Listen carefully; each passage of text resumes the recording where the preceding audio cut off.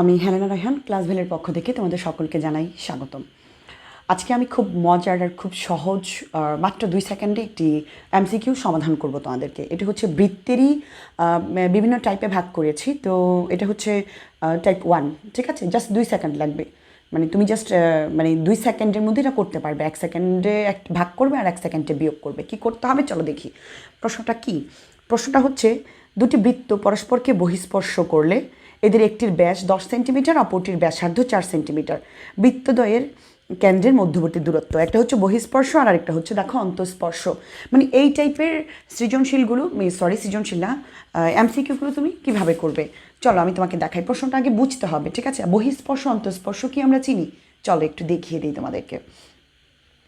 এই হচ্ছে একটি বৃত্ত, ঠিক আছে? এই বৃত্তটির যদি হয়নি, আচ্ছা যাই হোক, এই হচ্ছে একটি বৃত্ত। এখন দুটি বৃত্ত হইতে হবে। অন্তঃস্পর্শ, অন্ত মানে ভেতর দিয়ে স্পর্শ করেছে। এটা হচ্ছে বড় বৃত্তের কেন্দ্র, এটা হচ্ছে ছোট বৃত্তটার কেন্দ্র। যদি পরস্পরকে অন্তঃস্পর্শ করে, অন্ত মানে ভেতর দিয়ে স্পর্শ করেছে। আর আরেকটি বৃত্ত হচ্ছে, ধরো দুটি বৃত্ত পরস্পর বহিঃস্পর্শ করেছে, হয়েছে? এটা হচ্ছে বাহির দিয়ে স্পর্শ করেছে, এটা হচ্ছে একটার ভেতরে আরেকটা স্পর্শ করেছে। একটির ব্যাস 10 সেন্টিমিটার। আমাকে ব্যাসার ব্যাসার্ধ চিনি নিশ্চয়ই, তাই না? চলো একটু দেখি। এই হচ্ছে একটি বৃত্ত। এই বৃত্তটির এই কেন্দ্র দিয়ে যেই কোনো রেখা যদি যায়, যেই কোনো রেখা কেন্দ্রগামী যেই রেখা তাকেই বলা হচ্ছে কি, মানে আমরা বলবো এটাকে ব্যাস। হ্যাঁ, এখন এইটাকেও কিন্তু আমরা, এটাও কিন্তু একটি রেখা, এটাও কিন্তু বৃত্তের এদিক থেকে এইদিকে গিয়েছে, কিন্তু এটা হচ্ছে জ্যা। কেন? কারণ এটা কিন্তু কেন্দ্র দিয়ে যায় নাই। কেন্দ্র দিয়ে না গেলে সে কখনো ব্যাস হতে পারবে না। যে কেন্দ্র দিয়ে যাবে তাকে বলবো বৃহত্তম জ্যা, অথবা বলবো ব্যাস, ঠিক আছে? তাহলে আর এই যে কেন্দ্র থেকে পরিধির মধ্যে যে দূরত্ব যতগুলো টানবে এরা প্রত্যেকেই হচ্ছে ব্যাসার্ধ। তার মানে ব্যাসটাকে অর্ধেক করলে ব্যাসার্ধ হয়ে যাচ্ছে। তাহলে এদিক থেকে এই দিকে এটাও একটা ব্যাস হতে পারে, এটাও একটা ব্যাস হতে পারে, এটাও একটা ব্যাস হতে পারে। আবার এই কেন্দ্র থেকে এই পাশে একটা ব্যাসার্ধ, এই দিকেও একটা ব্যাসার্ধ, এগুলো সবই হচ্ছে এক একটা ব্যাসার্ধ।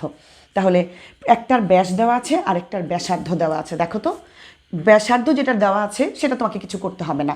মোট কথা হচ্ছে এই টাইপের ম্যাথগুলো করার সময় আমরা বহিঃস্পর্শ যদি বলে আমাদেরকে, তাহলে আমরা ব্যাসার্ধ দুইটাকে জাস্ট যোগ করে দিব। আমি আবার বলছি, বহিঃস্পর্শর বেলায় ব্যাসার্ধগুলোকে আমরা যোগ করে দিব, ঠিক আছে?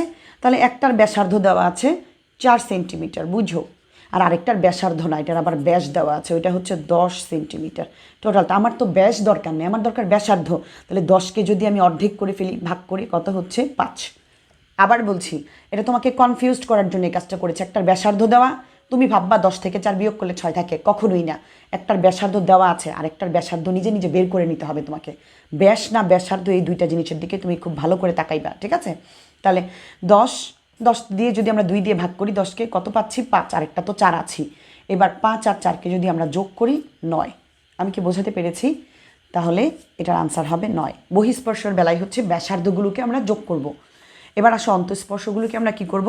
আচ্ছা, তো আমাদেরকে যদি এই প্রশ্নটি বলে দুটি বৃত্ত পরস্পরকে অন্তঃস্পর্শ করে, তাহলে অন্তঃস্পর্শটা চলো দেখাই। একটার ব্যাসার্ধ দেওয়া আছে 6 আর আরেকটার দেওয়া আছে ব্যাস। অন্তঃস্পর্শটা কিভাবে? এই হচ্ছে একটি বৃত্ত, এখন এটাকে আবার অন্তঃস্পর্শ করেছে, হ্যাঁ, ভেতর দিয়ে আবার আরেকটা বৃত্ত স্পর্শ করেছে, ঠিক আছে? ধরে নিলাম এটার কেন্দ্র হচ্ছে এইখানে আর এটার কেন্দ্র হচ্ছে এইখানে, ঠিক আছে? তাহলে এটার ব্যাস দেওয়া, একটার ব্যাস দেওয়া, একটার ব্যাসার্ধ। তার ব্যাসটাকে আমরা অর্ধেক 2 দিয়ে ভাগ করে অর্ধেক করে নিই, তাহলে বের হচ্ছে 5। তাহলে যেটার ব্যাসার্ধ ছোট, এটা নিশ্চয়ই ছোট বৃত্ত, তাই না? 5। যেটার ব্যাসার্ধ বড়, এটা হচ্ছে আমার কত? এই যে ব্যাসার্ধ, এটা হচ্ছে আমার কত? 6 বের হয়েছে, তাই না? বড়টার 6 দেওয়া আছে, কারণ আমার ব্যাস দিয়ে কাজ নাই, আমার ব্যাসার্ধ দুইটা। বহিঃস্পর্শের বেলায় আমরা ব্যাসার্ধ দুইটাকে যোগ করেছিলাম, অন্তঃস্পর্শের বেলায় আমরা ব্যাসার্ধ দুইটাকে বিয়োগ করব। তাহলে 6 থেকে 5 যদি আমি চলে যাই, কত থাকে? 1। তাহলে এই হচ্ছে কেন্দ্রদ্বয়ের মধ্যবর্তী দূরত্ব হচ্ছে 1। এখন তুমি বলতে পারো, কেন, কিভাবে এটা বিয়োগ করলেন? এটা বিয়োগ করার মানে হচ্ছে, একটা জায়গা দেখো, আমি একটা নীল রং করেছি আর একটা সবুজ রং, এই সবুজটা কিন্তু নীলের উপর দিয়ে গেছে, তার মানে একই জায়গা দুইবার গিয়েছে। এটা একবার, আবার এটার উপর দিয়ে আরেকবার, তাহলে একটা জায়গা দুইবার হয়ে যাচ্ছে না? এই জন্য এটাকে মাইনাস করে দিব আমরা, ঠিক আছে? তাহলে কেন্দ্রদ্বয়ের দূরত্ব হবে, যদি অন্তঃস্পর্শ করে আমরা ব্যাসার্ধ দুটাকে মাইনাস করে দিব, আর যদি বহিঃস্পর্শ করে তাহলে আমরা ব্যাসার্ধ দুইটাকে কী করে দিব? প্লাস করে দিব। আমি কি বোঝাতে পেরেছি? তাহলে চলো, এগুলি তো আমি করিয়েছি, তুমি বলতেই পারো ম্যাডাম 2 সেকেন্ড না বললেন, এখন তো অনেক বললেন, তোমাকে তো ভাই বোঝাইতে হবে, তাই না? চলো এখন কিভাবে করবা? 5 সেন্টিমিটার 7 সেন্টিমিটার ব্যাসার্ধ বিশিষ্ট, ভালো করে বুঝো, দুইটাই ব্যাসার্ধ। এখন কি তোমার আর ভাগ করতে হবে? কোনো দরকার নেই। অন্ত না বহিক শুধু সেটা দেখবা। অন্তঃস্পর্শ, কেন্দ্রদ্বয়ের দূরত্ব কত, অন্তঃস্পর্শ করেছে, ব্যাসার্ধ রেডি করা আছে, জাস্ট 7 থেকে 5 বিয়োগ দাও 2, হয়ে গেছে অন্তঃস্পর্শ সময় বিয়োগ। 8 সেন্টিমিটার 4 সেন্টিমিটার ব্যাস বিশিষ্ট বহিঃস্পর্শ, যোগ করতে হবে, এই ব্যাপারে শিওর থাকো। আর এগুলো ব্যাসার্ধ না, এগুলো দেওয়া আছে ব্যাস। দুইটা কি ভাগ করে ফেলো, 8কে ভাগ করো, ব্যাসকে অর্ধেক করলে ব্যাসার্ধ, 8কে ভাগ করলে হচ্ছে 4, 4কে ভাগ করলে হচ্ছে 2, 4 আর 2 হচ্ছে 6 সেন্টিমিটার। আমরা কি বুঝতে পারছি? মানে জাস্ট 1 মিনিট, ভাগ করতে মানে 1 সেকেন্ড, আর বিয়োগ করতে 1 সেকেন্ড, ঠিক আছে? 2 সেকেন্ড। আবার বলি, অন্তঃস্পর্শ, একটার ব্যাসার্ধ একটার ব্যাস, 10কে খুব দ্রুত আমরা কাজ করি, ভাগ করি 5, 2 দিয়ে ভাগ করলে, অর্ধেক করলে 5, অন্তঃস্পর্শ মানে বিয়োগ করতে হবে, তাহলে 5 থেকে 4 যদি আমরা বিয়োগ করি, 1 আনসার। আমি কি বোঝাতে পেরেছি? এর চেয়ে সহজ কি আর কিছু আছে বলো? নিশ্চয়ই পারবে, খুবই সহজ। এটা টাইপ 1, এর পরে আমি আরও টাইপ আছে, টাইপ 2, টাইপ 3, টাইপ 4, ইনশাল্লাহ চেষ্টা করবো সেগুলো নিয়ে আসার জন্য, ঠিক আছে?